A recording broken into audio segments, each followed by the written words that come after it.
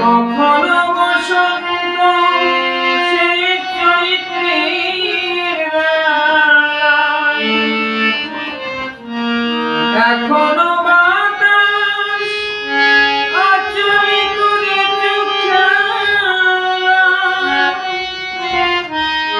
এখনো পাখির গানে সাজানো ফুলের মালা।